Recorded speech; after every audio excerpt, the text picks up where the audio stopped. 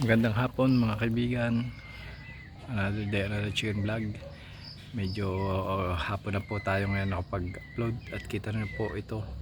Ito po yung ating roux na may impacted crop po. So kahapon po nakita po natin siya na puno-puno yung butche. At binigyan po natin siya ng olive oil.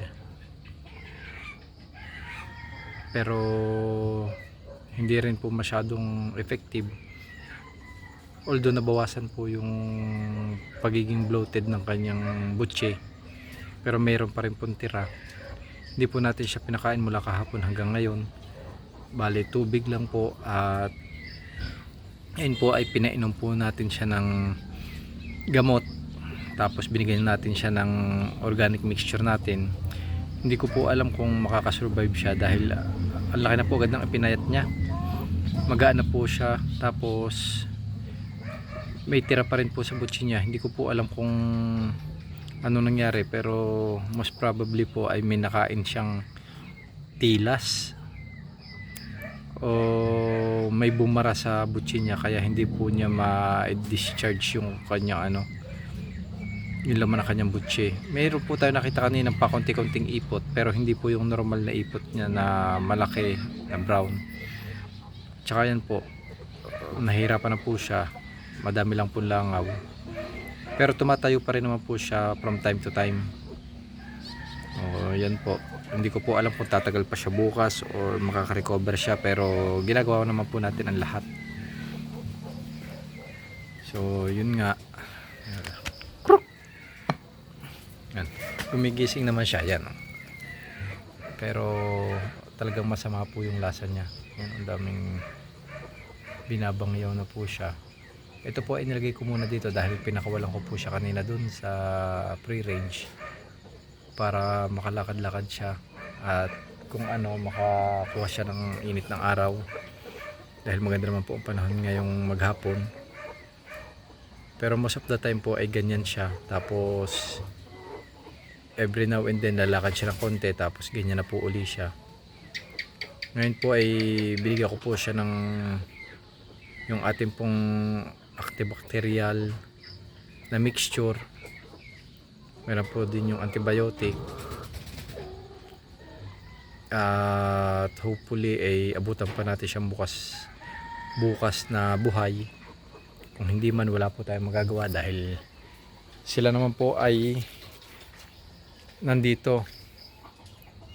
Dahil nakakapagtaka po kung sakit po yun, sobrang lusog naman po nung hen. Ang tako kumain nung hen, wala pong pagbabago. Siya lang po talaga yung naapektuhan. Dahil nung isang araw po may nakita po ako dito na mga tilas, yung pong uod na bale may po siya, tusok-tusok na itim na lumalakad, para po siyang caterpillar. Ewan ko lang kung anong tawag sa inyo dyan. Siguro po nakaakyat dito or o may nakain siyang ibang insekto na nakasama po sa kanya, dahil bago po nangyari yun, napakalusog po nilang dalawa. Ito po ay ang dami po nakakain pa, kaya nung nakita ko po siya, talagang sasabog na po yung butchi niya sa kabusugan. Tapos nahalata ko po na bigla na po siyang hindi nagkikikilos. Alam ko po agad na may masama, kaya yun po, tiningnan po agad natin, at ayun nga po nangyari. Isang araw pa lang ganyan na ang kalagayan niya. Hopefully makasurvive po siya. So yan po, ito naman pong ating mga nandito sa range. Ito po yung ating isa na going 7 months. Ito naman po si Dagul, at yun naman po yung ating Rhode Island na roux. Yan, si Waka, kita nyo po, wala na po yung buntot niya, ubos na po, tapos yung liig niya po ay wala na rin. Makikita nyo, bilog na bilog po siya. Yan, yun na lang po yung natira sa kanya.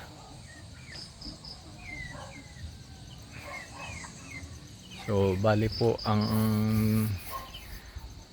occupied po halos itong ating tangkal, dahil nandito po yung ating dalawang hen na Rhode Island na bata. Tapos nandito po yung ating isang IG Italy X na na IG, yung nag-iisa nating natira.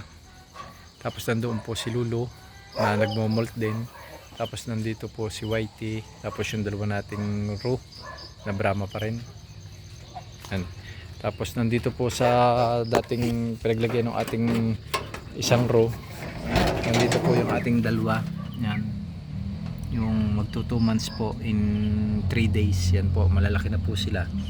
Nandito na po sila sa sa kulungan na may buhangin para hindi po masira yung kanilang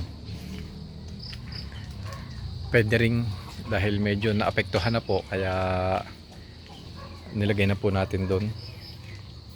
So yan po, napakadami pong walisin. Nagwawalis po ako. Naalala ko na hindi pa ako nakapag video, tsaka gusto ko po kayong i-update dito para makita nyo rin po kung ano ang epekto nung impacted na crop, or makita nyo rin po kung ano ang epekto nung pag may nakain po silang tilas or mga insekto na masama sa kanila. Dahil alam niyo naman po, ang mga manok, matakaw po yan sa mga insekto. Ayun lang, may nakain siyang masama, kaya yan po ang nangyari sa kanya. Gagawin po sana natin tong spare na Rhode Island na breeder, kaso mukhang mauuna pa siya kay kay Waka. Wala naman po tayong magagawa dahil halos araw-araw naman po tayo naglilinis dito. Hindi lang po natin mababantayan ng 24 hours yung mga kulungan. Syempre naglabasan po yung mga ganung tilas nung pagkatapos po ng ulan yan. Buti nga po itong ating mga sinachiki, hindi po sila napupuntahan ng tilas, dahil napaka deadly po nun. Tusok-tusok po yun parang Makati po yun sa lalamunan. Tapos siguro pag nakain nila, hindi sa kanilang butche, siguro tusok-tusok, tapos may lason siguro yun, hindi nila kayang i-digest. Tapos yung lason ay deadly sa kanila, kaya yan po ang nangyari sa kanya. Pero hopefully makabawi siya, at kung hindi man, ipapasuggest na lang po natin. So yun po yung atin pong alagang pusa dito. Yan si Micho Micho, ay pinuntahan naman po siya kanina nung kanyang ina, pero pagkakain po nung inahin, umalis na po ulit. Iniwanan na po ulit itong ating kuting. Hindi ko naman po siya pwedeng pabayaan, dahil baka po mamatay siya dyan sa labas. Nakakaawa naman po. Bali nakita ko naman po yung dalawang kapatid niya, dahil itinapon po pala silang tatlo, itinapon po.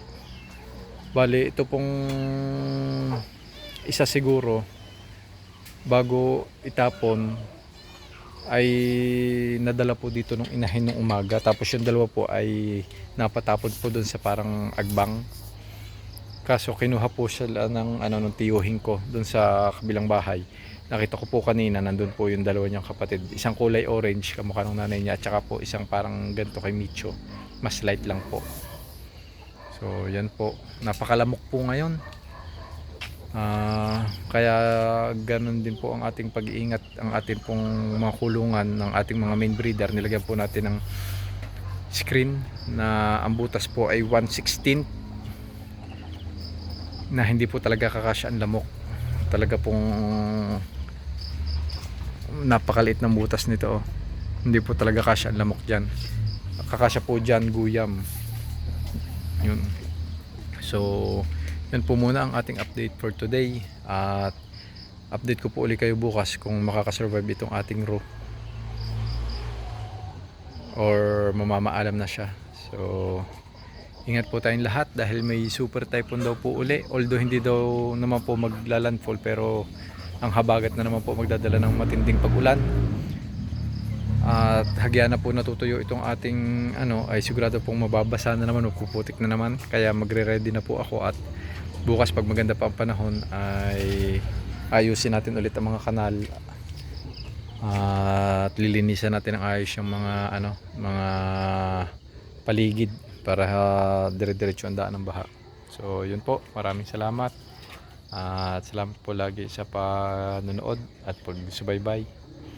See you tomorrow. God bless po.